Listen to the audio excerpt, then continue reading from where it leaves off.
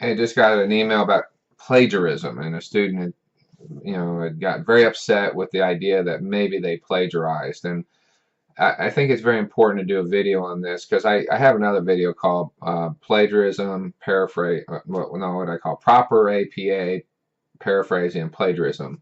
And it's an important video, but it's one that might not be seen just because it's specifically in classes. But the idea is that when you use the ideas of others, we give credit to them. And I know that's not popular with a lot of people, like they like to take credit for other people's work. But when you do academic work, if you don't do it, it becomes either an APA issue or, say, a citation issue, or it becomes plagiarism.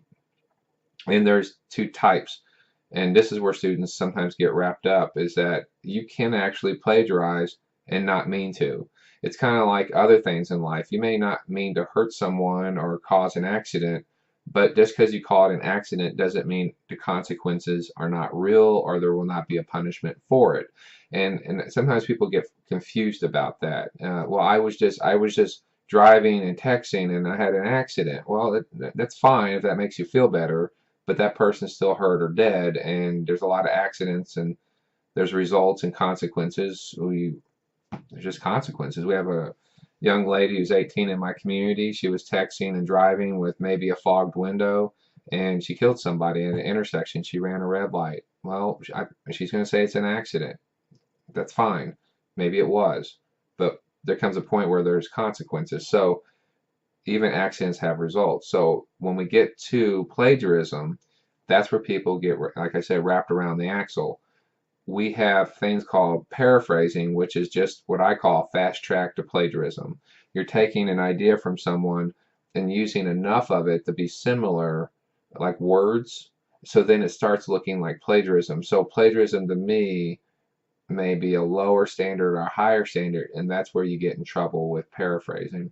I always tell people if it's good enough to use it similar word for word, quote it, put it in quotes. If it's not, then use different words in like but you can use the idea, just express it in your own words, and that's really the strongest form of writing. Quoting is a weaker form of writing. It's necessary at times because something might be said so well that you want to obviously quote it. But where students get in trouble is they say, well, I never had issues before. I never got, never had this issue. I didn't plagiarize. And then some people get upset, like they get hostile. And it's like, well, I understand, but just because you get mad doesn't change the fact, or just because you cry doesn't change the fact that you plagiarized. And so that's why I focus so much on it, that if you at least cite something, then at minimum you can go back to your professor and say, well, I might have used enough words there to make it look plagiarized, but I did cite. I just made a mistake with my citation. That's a lot better discussion than saying, well, I didn't cite, but I didn't plagiarize either. Well, yes, you did. There's a good chance you did. And if the professor thinks you did, then that goes back to that other video I made, that the school may not back it up because they just really don't want students to be upset and melt over this and have an emotional issue. But the professor's going to get their points down the road. And that goes back to that point I keep making. Just if you have a problem with it, accept what the professor's saying. Well, I have a real issue here, especially if they're working with you. Take the time to go to the guides in class, or the guides like the Al Purdue, or use a program like Perla. Use these things to help yourself do better. Most schools have a writing center. Have them show you, I don't understand how to do this. I need to know, or I'm going to get popped for plagiarism. Some schools are brutal. I've taught at them, or still do teach at them. And if a professor turns it in, it's just, that's the way it is. Other schools, they could really care less. And I've seen those schools, some of them have gone out of business, and rightfully so. But that doesn't change the fact that you need to know what it is, and you need to sit there and do the best you can. If it's word for word, you quote. If it's any use of the idea, you cite.